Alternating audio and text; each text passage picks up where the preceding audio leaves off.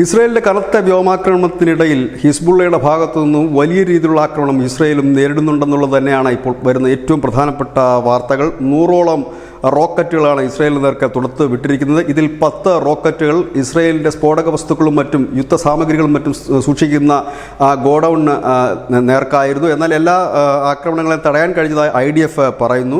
അതിനിടയിൽ ഇസ്രായേൽ പറഞ്ഞത് ഹിസ്ബുള്ളയുടെ 50% സൈനിക ശക്തി തങ്ങൾ നശിപ്പിച്ചു കഴിഞ്ഞുവെന്നാണ്. പക്ഷേ ഹിസ്ബുള്ള പറയുന്നത് അത് അതിശയകരമായിട്ടുള്ള ഒരു പ്രസ്താവന മാത്രമാണ്. തങ്ങളിപ്പോഴും ശക്തരാണ് എന്ന് പറയുക മാത്രമല്ല, ഈ ഇസ്രായേലിൻ്റെ പ്രധാനപ്പെട്ട നഗരങ്ങൾക്ക് നേർക്കാണ് ഇപ്പോൾ ഹിസ്ബുള്ള വലിയ രീതിയിൽ തന്നെ റോക്കറ്റ് ആക്രമണം നടത്തിയിരിക്കുന്നത്. കഴിഞ്ഞ ദിവസങ്ങളെല്ലാം അത്തരത്തിൽ തന്നെയായിരുന്നു. വടക്കൻ ഇസ്രായേലിൻ്റെ നഗരങ്ങളാണ് ഏറ്റവും കൂടുതൽ ഹിസ്ബുള്ള ലക്ഷ്യമിടുന്നത്. വടക്കൻ ഇസ്രായേലിലേക്ക് കഴിഞ്ഞ 11 മാസമായിട്ട് പലപ്പോഴായി 100 കണക്കിന് മിസൈലുകളാണ് ഈ ഹിസ്ബുള്ള വിക്ഷേപിച്ചതെങ്കിൽ ഇന്ന് മാത്രം ഹിസ്ബുള്ള നടത്തിയ ഒരു വലിയ ആക്രമണമെന്ന് തന്നെ പറയേണ്ടി വരും.